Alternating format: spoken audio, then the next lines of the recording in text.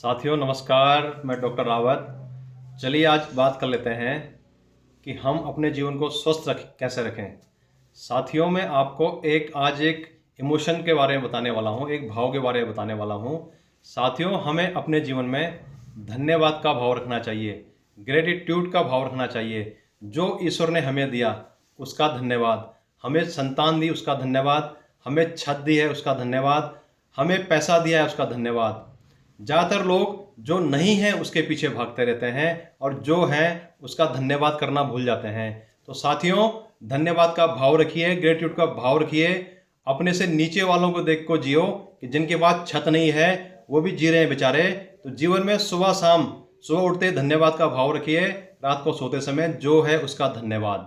जब आप धन्यवाद का भाव रखते हैं साथियों, एक सर्वे में सिद्ध हो चुका है कि हमारी 22 से 23% इम्यूनिटी बूस्ट हो जाती है। यानी धन्यवाद के भाव मात्र से हमारी 22 से 23% इम्यूनिटी यानी रोगों से लड़ने की क्षमता बढ़ जाती है। तो साथियों जीवन में जो है उसका धन्यवाद कीजिए, जो नहीं है उसके बारे में मत सोचिए, जो है उसका धन्यवाद।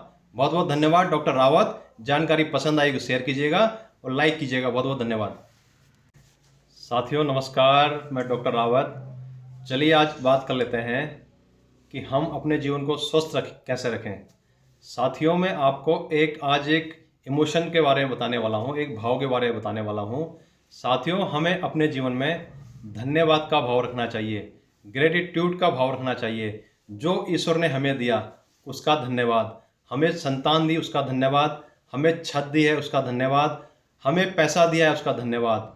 ज़्यादातर लोग जो नहीं है उसके पीछे भागते रहते हैं और जो है उसका धन्यवाद करना भूल जाते हैं। तो साथियों धन्यवाद का भाव रखिए, ग्रेटिट्यूड का भाव रखिए। अपने से नीचे वालों को देख को जियो कि जिनके पास छत नहीं है वो भी जी रहे हैं बेचारे। तो जीवन में सुबह शाम, सुबह उठते धन्यवाद का भाव रखिए, रात को सोते समय जो है उसका धन्यवाद। जब आप धन्यवाद का भाव रखते हैं साथियों, एक सर्वे में सिद्ध हो चुका है कि हमारी 22 से 23% इम्यूनिटी बूस्ट हो जाती है।